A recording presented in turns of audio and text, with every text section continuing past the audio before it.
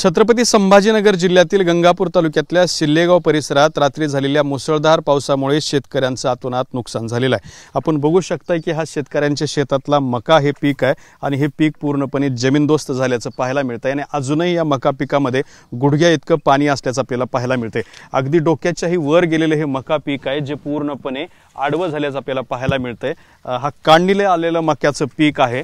दिवाळीच्या तोंडावरतीच शेतकऱ्यांचं इतकं मोठ्या प्रमाणात नुकसान झालेलं आहे आणि हे सगळी पिकं जमीनदोस्त झाली। तर अजूनही जर आपण बघितलं तर शेतकऱ्याच्या शेतातून या ठिकाणी अक्षरशः पाणी वाहत असताना आपल्याला पाहायला मिळत आहेत।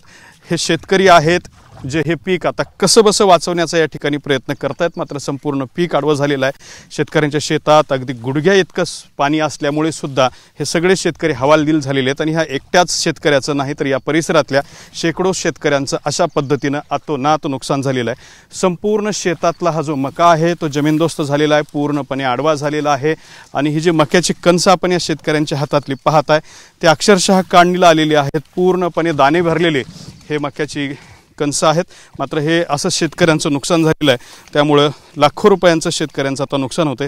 शेतकरी आपल्यासोबत आहेत। दादा काय सांगाल, खूप मोठं नुकसान झालंय। 5 एकर ही जमिनीत मी सोने नाणे गहाण टाकून हे 5 एकर याचं मक्काचं पीक उभा केलेलं आहे। माझी कपी गेली, तूर गेली, पूर्ण नुकसान झालं। मला 2-3 लाखाचं 5 लाखाचं नुकसान झालेलं आहे। आता माझी तोंडात मारायला कोणी नाही, कसं करू मी? बरं ठीक आहे भाऊ, काय सांगाल तुम्ही, हे तुमच्या परिसरात किती एकरवरती असं नुकसान झालं?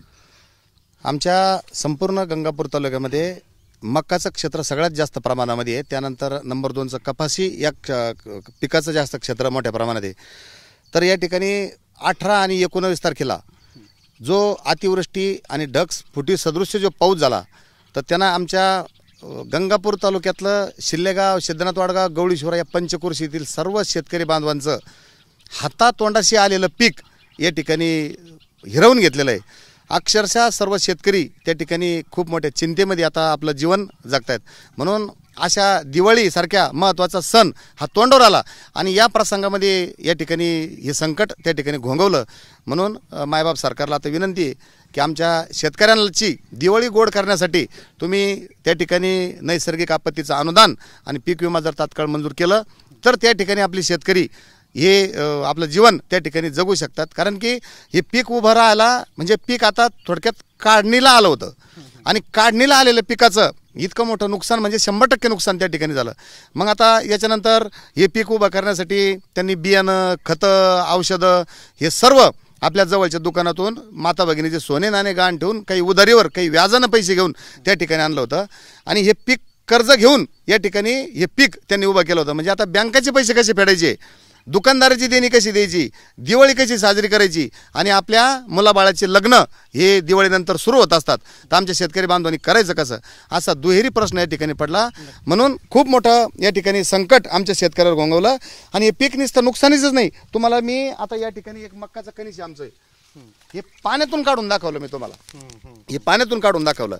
असं मक्का ही तब्बल 1 एकर 2 एकर नाही, 5 एकर कंप्लीट 5 एकर मक्का आहे आमच्या शेतकऱ्याची। 5 एकर मक्का ते तिच्या डोळ्या देखत ती होत्याची नव्हती झाली। अतिशय दुर्दैवी प्रसंग या ठिकाणी आला। म्हणून आपल्या TV9च्या माध्यमातून राज्य सरकारला विनंती आहे की ताबडतोब शेतकऱ्याचा अंत न पाहता आमच्या शेतकऱ्याला मदत करावी, ही विनंती। तर मदतीची मागणी करतायत, मात्र हे माझ्या हातात असलेलं मक्याचं कणीस आपण बघू शकता की पूर्ण दाणे भरलेलं हे कणीस आहे। अगदी 15 दिवसानंतर या मक्याची काढणी होणार होती, मात्र हे शेतांचं पीक असं नुकसान झाल्यामुळे हे सगळे कणस आता नासवले जाणार आहेत आणि शेतकऱ्यांचं लाखो रुपयाचं नुकसान होणार आहे। त्यामुळे शेतकऱ्यांच्या पाठीशी उभं राहणं, शेतकऱ्यांना नुकसान भरपाई देणं अत्यंत गरजेचं आहे। कॅमेरामन अमित आडेसोबत दत्ता कानवटे, TV9 मराठी, छत्रपती संभाजीनगर।